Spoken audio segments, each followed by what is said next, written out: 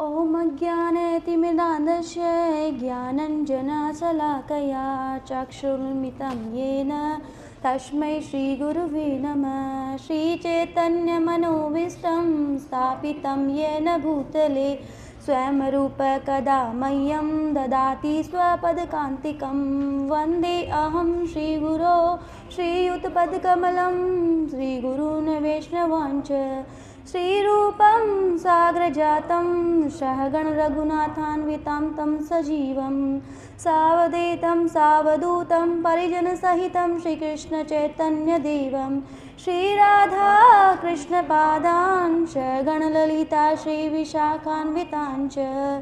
हे कृष्ण करुणा सिन्धो दीनबन्धो जगत्पते गोपेश गोपिका कांता राधा कांता नमस्तुते। तप्त कांचन गौरांगी हे वृंदावनेश्वरी वृषभानुसुते देवी प्रणमामि हरिप्रिये। वाञ्छाकल्पतरुभ्यश्च कृपा सिन्धुभ्येव च पतितानां पावनेभ्यो वैष्णवेभ्यो नमो नमः।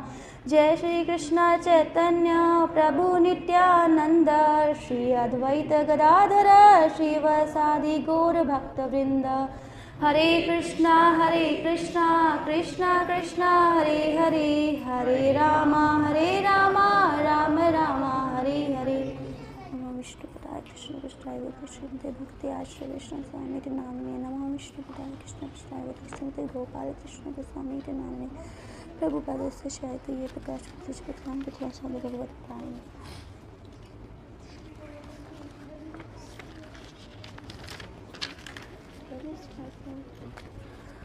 First of all thank you so much प्रभु जी, मुझे ये अवसर देने के लिए। मैं तो इस योग्य नहीं हूँ, परंतु मैं जो भी बोल पाऊँगी मेरे गुरु जनों की कृपा से बोल पाऊँगी। ऑल्दो यहाँ पे पहले से वरिष्ठ भक्त है, तो कोई त्रुटि हो जाए तो मुझे क्षमा करना। नामामृत पवित्र नाम का अमृत श्री श्रीमद ऐसी भक्ति वेदांत स्वामी श्रील प्रभुपाद की जय। तो यहाँ पे प्रभुपाद जी बता रहे हैं कि योग विद्या की पूर्णता सिर्फ मंत्र योग हरे कृष्ण महामंत्र के जाप से ही अनुभव की जा सकती है।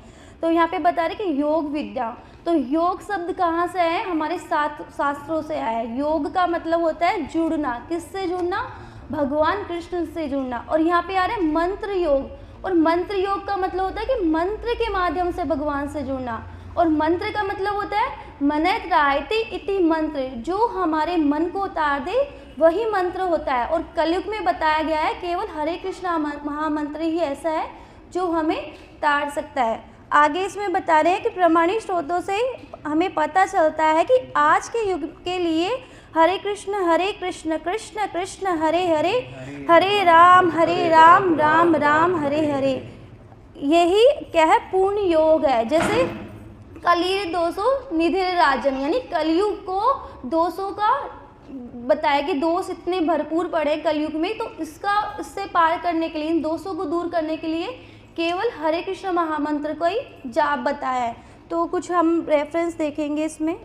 जैसे इसमें आगे बता रहे हैं कि आज के युग के लिए आज युग में मुश्किल से 50 से 60 वर्ष जीवित रह पाते हैं। मनुष्य अधिक से अधिक 100 से 80 वर्ष जीवित रह पाते हैं। इस छोटे से समय में हमें हमेशा चिंता रहती है, तकलीफ़ें जैसे महामारी, युद्ध, सूखा आदि का डर लगा रहता है।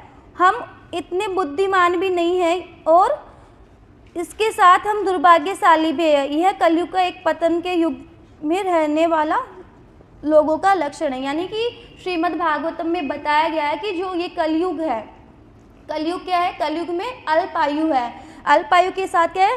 मंद सुबंध मतयो मध्य भाग्य, यानी कि बुद्धिहीन लोग हैं और भाग्यहीन लोग हैं और दोषों से युक्त है, बीमारियों से ग्रस्त है। जैसे युद्ध हो रहे हैं, प्लेन क्रैश हो रहे हैं, महामारी आ रहे हैं, इससे लोगों की क्या हो रही है?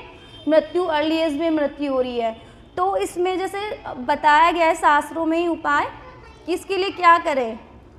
तो जैसे रेफरेंस आते हैं, कली संत उपनिषद में बताते हैं कि हरे कृष्ण कृष्ण कृष्ण हरे हरे, हरे राम राम हरे हरे, इति षोडशकं नामना कलि कष्ट नाशनम नाथ उपाय सर्व वेदेषु दृश्यते, यानी कि ये 16 नामों का 32 अक्षरों का जो महामंत्र है कलयुग के सारे दोषों को नष्ट कर सकता है। इससे श्रेष्ठ कोई उपाय नहीं, यही श्रेष्ठ उपाय है, केवल वेदों में वर्णित है, केवल हरे कृष्ण महामंत्र ही श्रेष्ठ उपाय है। और इसके अलावा जैसे चैतन्य चरितामृत में आते हैं, कली काले नाम रूप कृष्ण अवतार, नाम हैते है सर्व जगत निस्तार। कलयुग में देखो भगवान कृष्ण की इतनी कृपा हुई है कि कलयुग में नाम रूप में अवतार लेते हैं ताकि कलयुग के लोगों का उद्धार हो सके।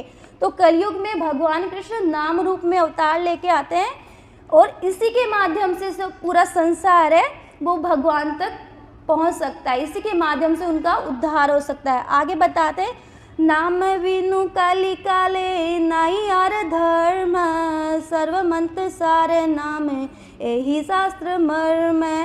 इस कलयुग में पवित्र नाम के जप के अलावा कोई वैदिक सिद्धांत नहीं है, कोई धार्मिक सिद्धांत नहीं है, केवल जो वैदिक रचना है इसमें इसको हरे कृष्ण महामंत्र को मर्म बताया गया है, सार बताया गया है। केवल हरे कृष्ण महामंत्र ही जाप करना चाहिए। हरे कृष्णा कृष्णा कृष्णा हरे हरे, हरे राम राम राम हरे हरे। हरे कृष्णा कृष्णा हरे हरे, हरे राम राम राम हरे हरे। आगे इसमें प्रभुपाद जी बता रहे हैं कि अगर ठीक तरह से देखा जाए तो हम कृष्ण के बताए ध्यान योग प्रणाली में पूर्ण तरह उपलब्धि कभी भी नहीं पा सकते। ज़्यादा से ज़्यादा हम इस प्रणाली का अपूर्ण रूप से अपनाकर निजी धारणाओं को संतुष्ट कर सकते हैं। इसलिए लोग जिम्नास्टिक गहरी सांसों की प्रक्रियाओं की प्रणाली के लिए पैसे देकर कक्षाओं में भाग ले रहे हैं। जैसे भगवद गीता में योग विधि बताई गई है, ध्यान विधि बताई गई है, लेकिन हम वो नहीं कर सकते। लेकिन कुछ लोग होते हैं कि पैसे देकर योगा क्लासेस ज्वाइन करते हैं। करते क्या है, जैसे योगा दिवस आते हैं उसके टाइम जाके पार्कों में जाके सेल्फियाँ ले लेते हैं, योगा कर लेते हैं लगा कि हम तो योगा करें। लेकिन वो क्या है, जैसे प्रभुपाद जी कहते हैं जो मॉडर्न योगा होता है वो एक तरह से बोगस होता है, बोगस योगा होता है, एक दिखावा, एक तरह से ढोंग होता है। उससे क्या होता है, केवल आपकी शरीर की सुंदरता दिखेगी, शारीरिक सुंदरता दिखेगी, लेकिन जो मन की सुंदरता कैसे होगी वो केवल हरे कृष्ण महामंत्र के जाप से ही होगी। आगे इसमें बता रहे हैं कि